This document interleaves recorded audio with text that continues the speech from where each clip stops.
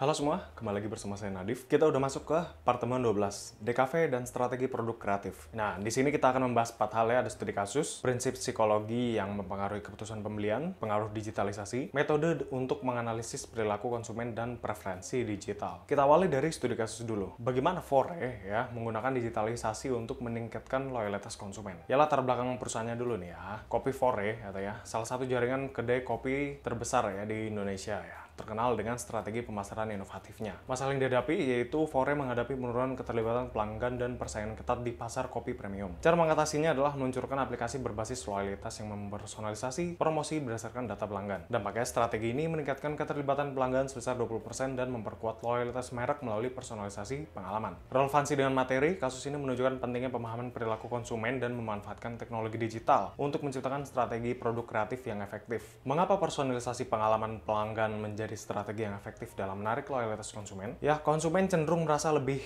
dihargai ketika pengalaman mereka dipersonalisasi, sehingga meningkatkan ketertarikan emosional dan loyalitas terhadap merek. Data yang dikumpulkan memungkinkan perusahaan memberikan promosi yang relevan dan menarik. Bagaimana teknologi digital seperti aplikasi dapat membantu perusahaan memahami perilaku konsumen? Teknologi digital melalui fitur seperti pelacakan data dan analitik memungkinkan perusahaan memahami pola pembelian, preferensi, dan perilaku konsumen. Data ini digunakan untuk menyusun strategi pemasaran yang lebih tepat sasaran. Apa risiko utama yang dapat dihadapi perusahaan ketika mengimplementasikan strategi berbasis digital? Risiko utama meliputi pelanggaran privasi data konsumen, ketergantungan pada teknologi, dan kemungkinan kegagalan adopsi teknologi oleh pengguna. Oleh karena itu, strategi ini memerlukan pengelolaan data yang aman dan komunikasi yang efektif kepada konsumen. Prinsip psikologi yang mempengaruhi keputusan pembelian. Creativity is intelligence having fun, yaitu diucapkan oleh Albert Einstein. Kutipan ini menekankan bahwa kreativitas bukan hanya tentang menciptakan sesuatu yang baru, tetapi juga memahami bagaimana karya tersebut dapat dilindungi dan dipasarkan secara efektif. Sejarah dan konsep dasar legalitas dan hak kekayaan intelektual. Hak kekayaan intelektual atau HKI lahir dari kebutuhan untuk melindungi kreativitas. Sejarah HKI bermula dari penemuan mesin cetak oleh Johannes Gutenberg yang menandai awal kebutuhan akan perlindungan terhadap karya kreatif. Seiring berjalannya waktu, instrumen hukum seperti Convention Establishing the World Intellectual Property Organization tahun 1967 diimplementasikan untuk memastikan perlindungan ini bersifat global. HKI diatur dalam berbagai